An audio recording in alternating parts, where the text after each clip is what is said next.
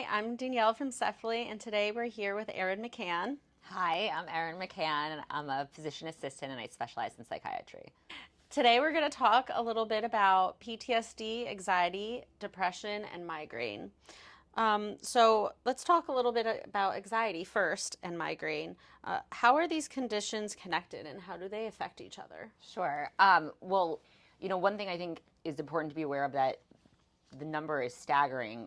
With about 54% of people that suffer from migraine also have a comorbid psychiatric diagnosis, and at the top of that list is anxiety. At almost 60% of people that suffer from migraines have reported some sort of anxiety disorder.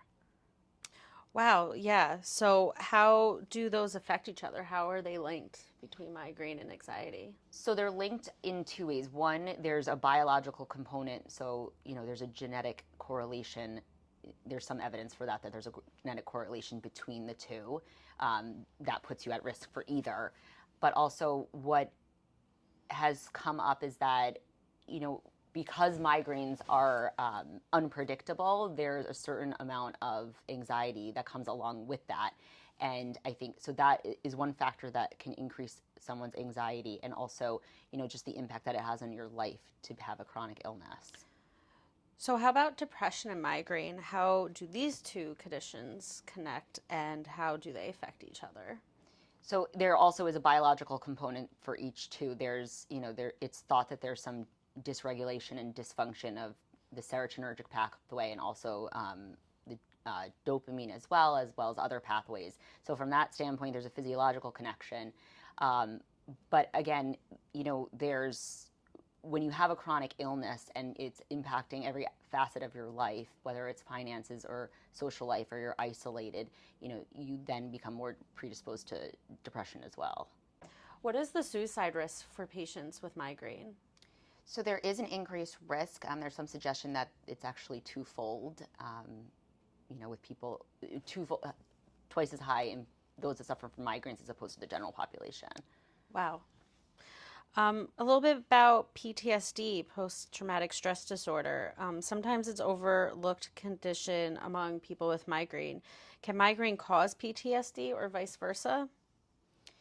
So there is a correlation between childhood trauma and the likelihood of developing migraine later on in life, certainly chronic migraine. And there's also a correlation between how debilitating the migraines are if you have had a history of trauma. How do you treat these conditions together, PTSD and migraine? So with PTSD, in psychiatric practice, we treat it both with medication and also through different therapeutic modalities.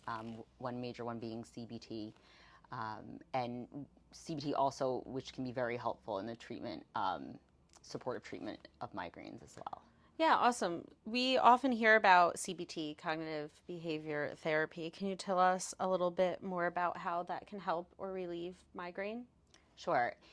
The main goal of CBT is to create behaviors and patterns and stress responses or lack of stress responses that will be supportive in not either triggering something or supportive in dealing with it as it happens. So it's really working on creating really good habits and behaviors that are supportive of your overall health when it comes to migraines and psychiatric illness.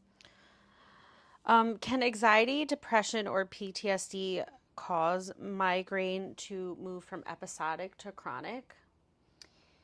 There's there is a lot of evidence to show that people that have a comorbid psychiatric condition often go from episodic to chronic, especially when it's uncontrolled, the psychiatric condition. Can you talk a little bit about the stigma that covers migraine? I think there's stigma in both, mental health in general. We've come a long way, but we're not where we need to be. And also with migraine, right? You don't see it. I don't draw your blood and tell you you have a psychiatric condition or a migraine. And I think with that, people are afraid to seek help.